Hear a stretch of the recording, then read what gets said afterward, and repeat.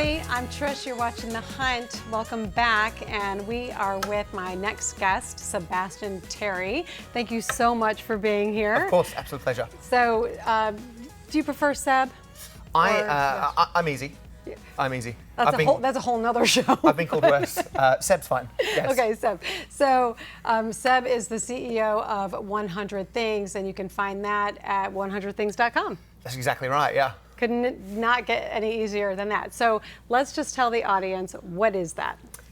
Well, it's an interesting story. The origin of it is I have a list of 100 things that I'm trying to do to be happier in life, to smile more often. I actually lost a friend about 15 years ago, and it made me consider life in a completely different way. And I ultimately just asked myself if I was happy, realised I wasn't for the first time, and I thought, wow, how do I change that? So I got a piece of paper and a pen and just started writing down things that I thought would make me smile, and there was a list of 100 things. So I dropped everything in my life to pursue this list. Wow. I flew to Las Vegas, married a stranger there, which was really fun. It's a long story, I'm happy to share. But anyway, still married? Didn't work out. No, it was 24 hours. And then, everybody needs that experience. They do. No, they don't. That's not my message, by the way. Okay. But I think it is important for us to consider what will make us smile, what's going to make us feel good, in and out of the workplace. But I wasn't thinking that back then. I was just experiencing. So is it more than a bucket list? Yeah, completely. Okay. Yeah, I think the bucket list is an interesting connotation. It's jumping out of planes or climbing mountains. Okay. That's not what this is about. I think it's 100 Things now, 14 years on, we're a company that helps companies, organizations, individuals, teams look at the concepts of goal setting, goal striving, goal sharing, coming together to achieve individual goals and group goals. So very accidentally over that time, it's garnered a big audience. It's been turned into a book and a TV show and all these wonderful things. Unbelievable. Out of nowhere. I'm very lucky to speak a lot on stages to companies about purpose and meaning and connection and engagement and using the bucket list kind of as an in. Yeah. So you go back to the why, I guess, behind this, Sebastian. So you had a friend die. Yep. Tragically, or yeah, it was tragic. Tragic. Yeah. But it was a transformational experience, so much so that you literally, were you in Australia at the time? I was actually in Canada. Oh, you were in Canada. I'd got I finished university. Okay. My career advisor told me to do that. Got the degree and I thought, I just feel just as lost. Yeah. So I went backpacking, and years later I was still backpacking, drifting in Canada. Got a phone call from a friend back home telling me that Chris had passed. Yeah, and I just remember putting the phone down and... Can I ask, how old were you at the time? I was 25, Chris was 24. Oh. And I remember sat next to the phone in the middle of the night in Canada just asking all those questions I think we do. Why am I here? What am I doing? Whatever it is I am doing it well? And I became so confused, and then there was a hypothetical that popped into my head, and it hasn't left to this day. And it was quite simply, if Chris knew that he only had 24 years on the planet, if he knew that, he died when he was 24, would he have lived the same way? Or if given another 24 years, would he live differently? And I don't think he would have changed anything. He lived a very values-driven life. He loved his friends, his family, team sport, having a couple of beers, rightly or wrongly by anyone else's code.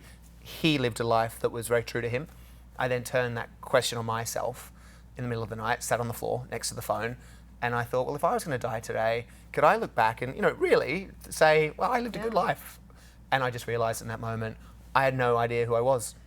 So at that age, you're finishing university, you're saying, okay, society kind of dictates I should now go work for a corporation or, go do the traditional things.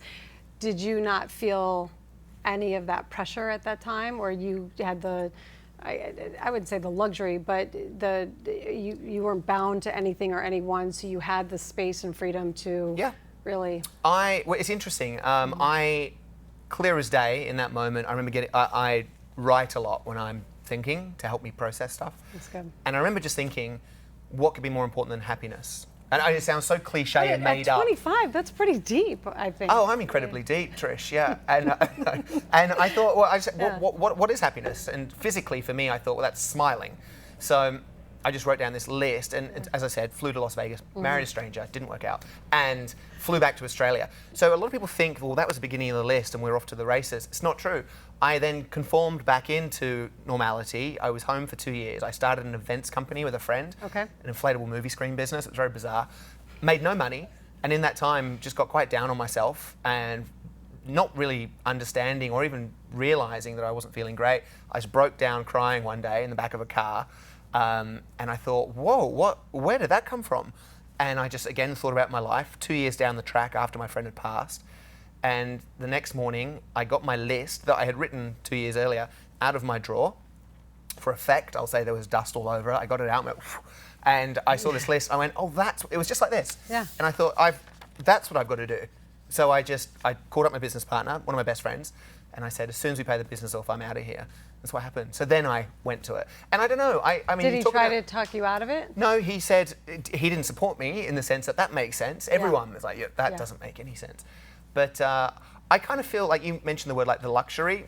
I don't know. I feel like everyone has the ability to choose anyone. And that's all I did. It's not because I'm special or brave or anything like that. I just thought, I'm just really committed to wanting to feel better. And for me, I had a list of things that I felt like offered me a blueprint to being happier. So then it all just sort of escalated from there. And as I said, sort of sitting here today, very fortunate to speak to companies and run staff development programming. And I'm not sure how we got here, but it's amazing. And it's not about me anymore. Yeah, well, yeah, it's a big thing, right? Because when you look at the impact that you're having on the greater good and on just society at large through your audiences, that's got to be incredibly rewarding. It's the best thing. Well, people often say, what's the best thing from your list? And I walked across the country. I posed nude at an art class. I delivered a baby. All these things. The best thing by far was helping somebody. Number 26 was just help a stranger. And a guy in Australia who saw me on TV. I'm a huge deal there. I'm so glad you laughed. He said, I want to complete a half marathon. And he was a quadriplegic. And he asked me to push him. And so I pushed Mark, we've now become close friends, for a half marathon. And by the end of the race, there were 20 strangers helping us. And I just saw the goodness of humanity. Every day I'm very blessed to see that people are good.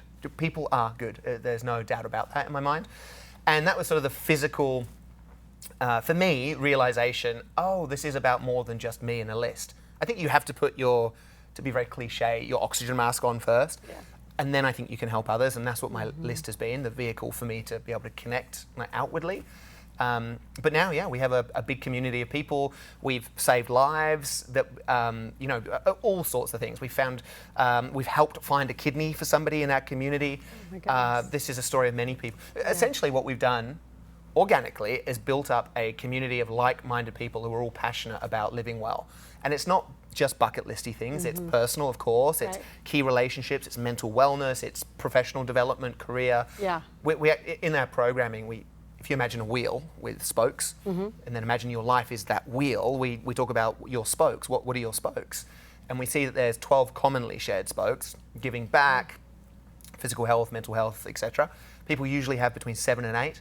If you're able to identify your spokes, you can then actually use that as a foundation for a meaningful list.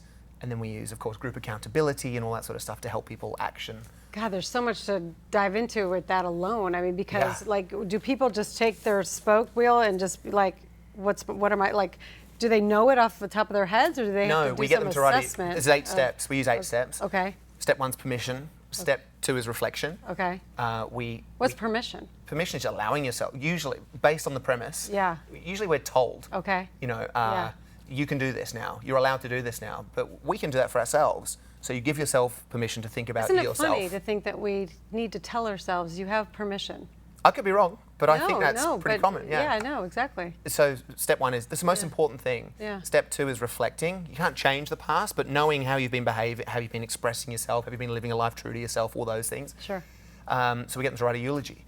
And it helps people, it's quite confronting, but it helps people identify really important aspects that they've either, nailed or overlooked. And usually the themes that are family, key relationships, professional development, impact, giving back, being true to yourself, adventure, travel, etc. So we use the reflection to then identify your spokes. Step 4 then becomes creating a list.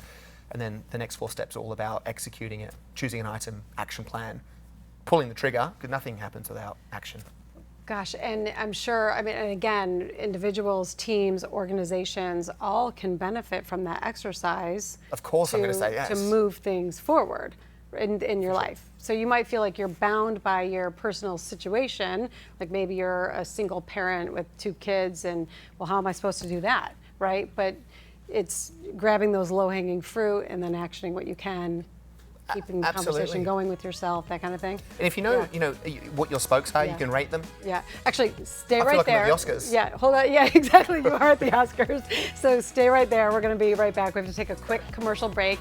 We are with Sebastian Terry, CEO of 100things.com. You can find him there and all over social media. We'll be back in a minute. I'm Trish. You're watching The Hunt.